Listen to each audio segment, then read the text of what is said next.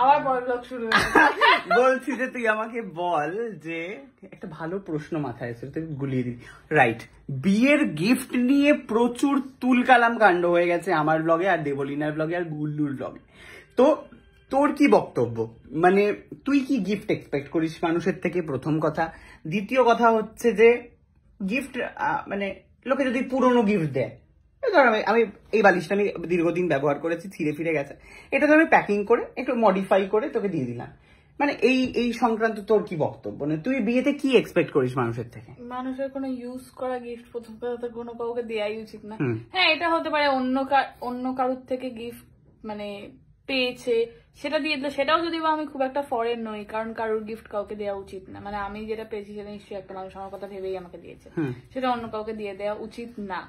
তাও unused gift দিলে আমি মেনে নেবো, কিন্তু এই যে সারাকের মতন যদি লোকজন এরকম পুরোনো বালিশ মডিফাই করে গিফট র্যাপ করে দিয়ে দিতে চায়, সেটা খুবই আমার নোংরা লাগে। ফাইন।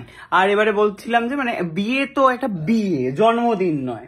কেউ তো চলে গেল একটা নিয়ে একটা জামা দিল, জারা থেকে বা জারা ছেড়ে দে, ম্যাক্স থেকে একটা জামা দিল, 500 টাকা একটা জামা কিনে দিল। বিয়েতে এবার জমি, তোর বিয়েতে বিশাল টাকার প্লেট, বড় লোকিয়া বিয়ে হচ্ছে, তো সেখানে তোর কি মনে হবে সেটা একটুখানি।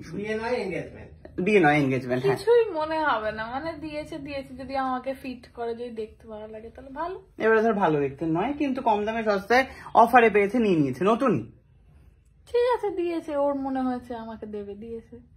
আমার কোনো কুটনিগিরি তুই খুঁজে পাচ্ছিস না? বলবো না, আমি জানতে চাইছি, ফেলে দাও। না, আমি তোর মনের ভেতরে লুকিয়ে থাকা কথাগুলো।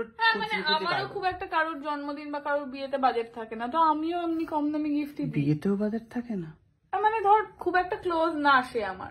তুই তো এনগেজমেন্টে যাদেরকে ডাকবি তারা তো সবাই তোর ক্লোজ। এইবারে আমি তোকে একটা ভালো বুদ্ধি দিচ্ছি, চুপচাপ এটাকে অ্যাপ্লাই করবি।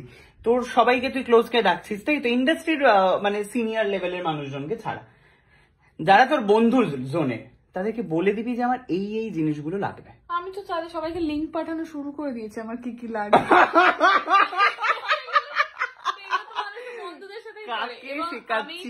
সবাইকে খুব চাপ দিয়েছি আমাদের ফ্লোরে, কি তোদের তো প্রচুর খরচা, আমার বার্থডেও আমার এনগেজমেন্টেও কি করবি গিফট নিয়ে।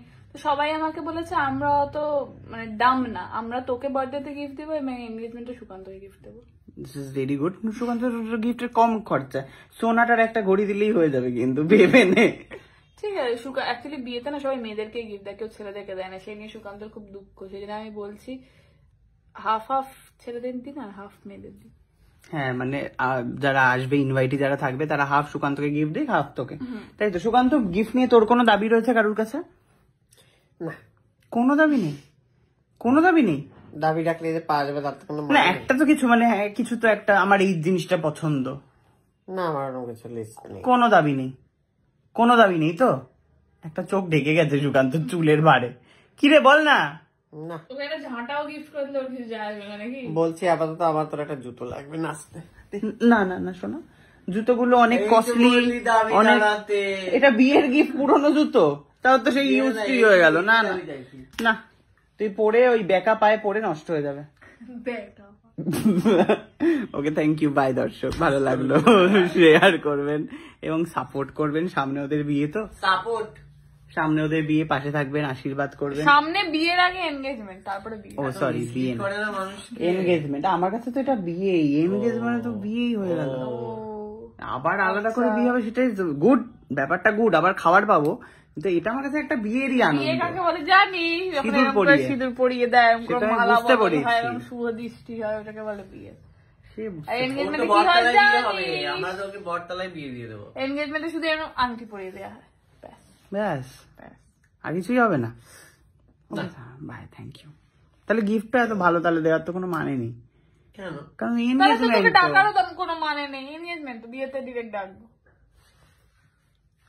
ওকে, বাই।